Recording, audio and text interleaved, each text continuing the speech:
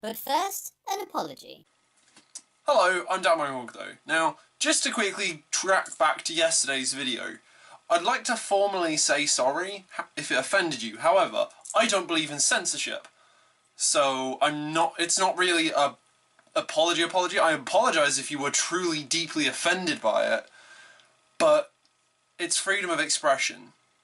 Don't say it's taking freedom of expression too far, because it wasn't. However, I'd also like to point out that for those of you who actually watched the video, there was a huge disclaimer at the start. So if you did watch it and you were offended by the content of it, then you really only have yourself to blame, because in fairness, you were warned. Very obviously. With the huge black and red slide that said warning on it. However, it's not what I'm here to talk about today. Instead, I'm here to talk about music.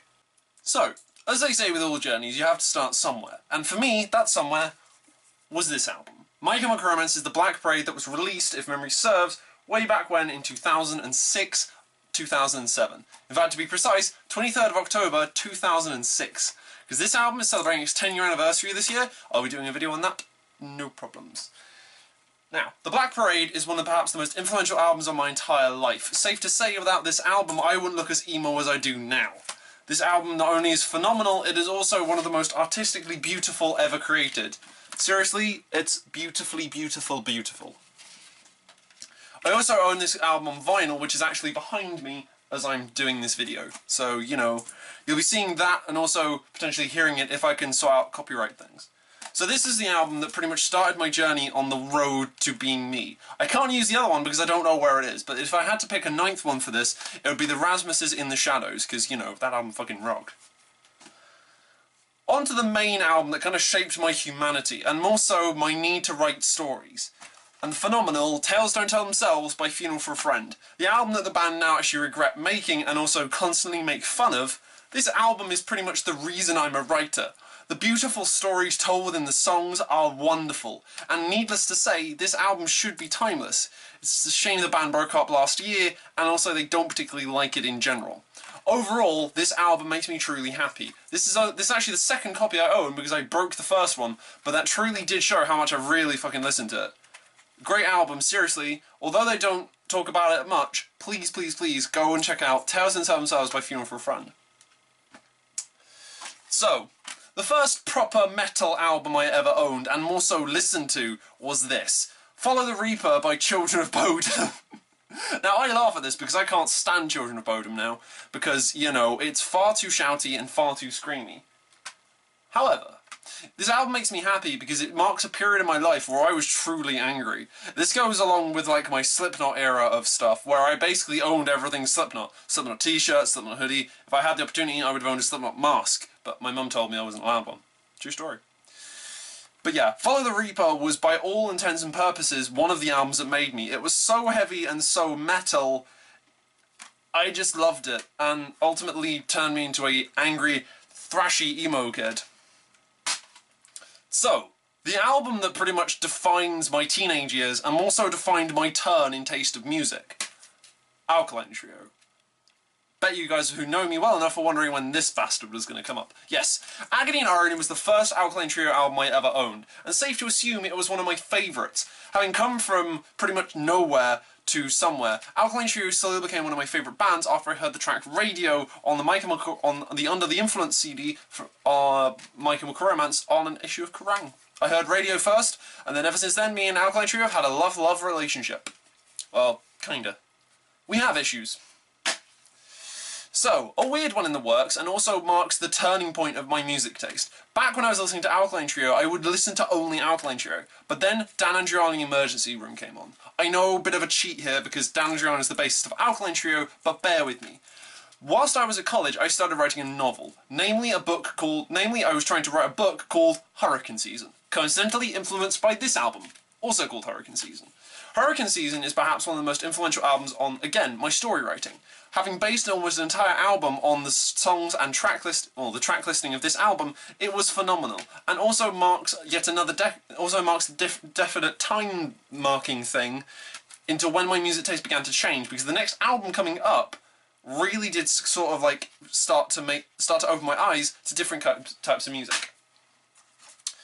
Because, ladies and gentlemen, Frank Turner's England Take My Bones. The Speckle edition, which has the really nice case, and is blue, and has like a faux leather thing. England Keep My Bones was perhaps one of the greatest albums I'd ever encountered, and I only encountered it recently after I'd had, you know, the whole Frank Turner phase. However, it's not really much a phrase, considering I have that logo tattooed on my leg. Thanks to Leo at Black and Gold Tattoos for doing that, by the way. Yes, Frank Turner soon became one of my favourite musicians, having met him twice and walking into St Albans train station. Again, true story. He slowly became one of my favourite artists, and I now own most of his catalogue of music, which is also fantastic. Now, we're slowly coming to the end of this, so the next two albums might either be a bit of a shock or a bit of a surprise. One of them is kind of predictable, the other one is not. The one that's not so predictable is this.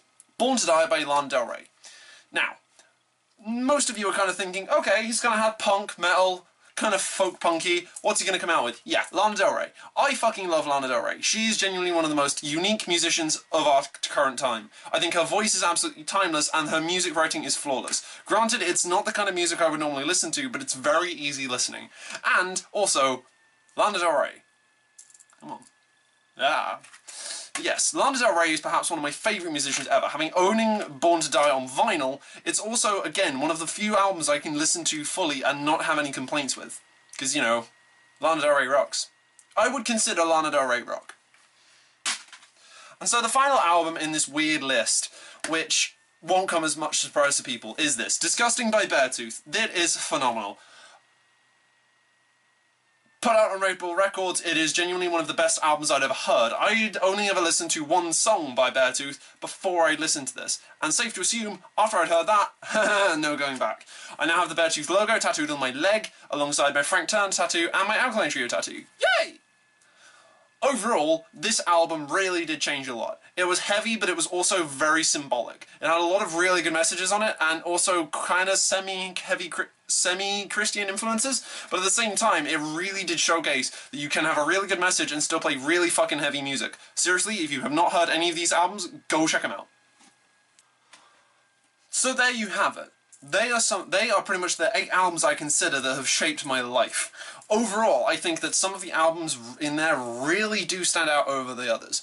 There might have been a couple of surprises in there, but hell, I would highly recommend those if you really want to try and understand where I come from. But overall, you have to understand that the albums I love helped shape who I am. You can blame the music for me, but don't blame me for the music. At the end of the day, those albums are great. They have helped to shape so many people's lives that I know.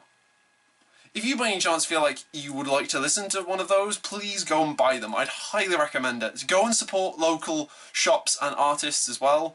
Yeah. If you guys have a favourite album you'd like to tell me about, please drop me a comment below. Please feel free to subscribe. The videos are going to get much lighter than the one I did yesterday, because let's face it, that was a bit of a train wreck. It's had a lot of views though. It's the most disliked video on my channel. There's bound to be one. I thought that would be 2 midgets shitting into a bucket. That's not going to happen. Please, nobody think that's actually going to happen. But yeah, overall, yeah. I hope you guys enjoyed that. There are 8 videos. CDs, sorry. Hope you enjoyed that. And I might see you tomorrow. Who knows? Oh wait, no, it's Thursday. I'm going to the midnight screening of Batman v Superman: Dawn of Justice. Goodbye!